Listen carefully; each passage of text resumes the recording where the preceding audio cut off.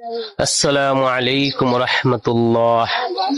আমি ইনশাল্লাহ সামনে রমজানের আগে ইফতারি দোয়া অবশ্যই শিখতে রাখতে হবে।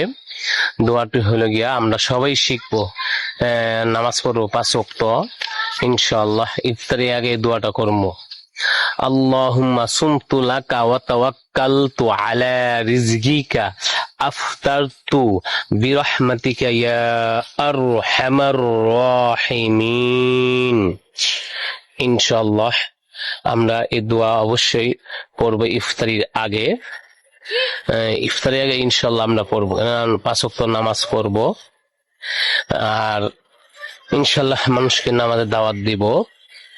কেন রাসূল পাক সাল্লাল্লাহু আলাইহি ওয়াসাল্লাম বলেছেন, যে ব্যক্তি নামাজ সম্বন্ধে দাওয়াত দেয় মানুষকে, একজন আরেকজনকে দাওয়াত দিতে হবে। কেননা মানুষের জন্যই দাওয়াত দিতে হবে। রাসূল পাক সাল্লাল্লাহু আলাইহি ওয়াসাল্লাম বলেছেন, রমজান আগে বেশি বেশি দাওয়াত দাও মানুষকে। দাওয়াত অবশ্যই দিতে হবে। আমরা দাওয়াত দেব মানুষকে, 5 ওয়াক্ত নামাজ যেন মানুষ পড়তে পারে, এভাবে দাওয়াত দিব আমরা মানুষকে। যে ব্যক্তি দাওয়াত দিয়ে আনতে পারে, মানুষকে দাওয়াত দিয়ে আনার অনেকটা ফজিলত। আপনি যদি কেউরে দাওয়াত দিয়ে নামাজে আনতে পারেন, সেই দাওয়াতের সবটা অবশ্যই পাবেন। ও যে ট্রেন আসতেছে, ও যে ট্রেন মাথা আসতেছে, ট্রেনে এখন লাগবে। ও যে ট্রেনের মাথা আসতেছে, এখন রাখবো। আমি এখন বর্তমানে আছি কমলাপুর রেল স্টেশন।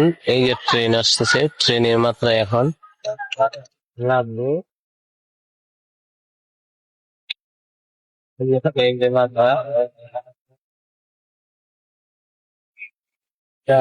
আবার আইসা এনে লাগছে। আমরা দেখুন 5 মিনিটে ট্রেনটা মাথায় লাগে, এখনই দেখবো ইনশাআল্লাহ। আলহামদুলিল্লাহ, এই যে ট্রেন আসতেছে, এখনই আসবো ইনশাআল্লাহ। মাথাটা আবার ঘুরা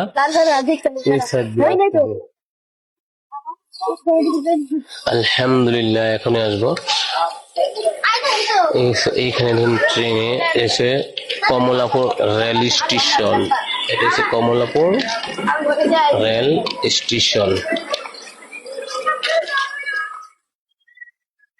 তোমরা রমজান মাসে রোজা থাকবা তো?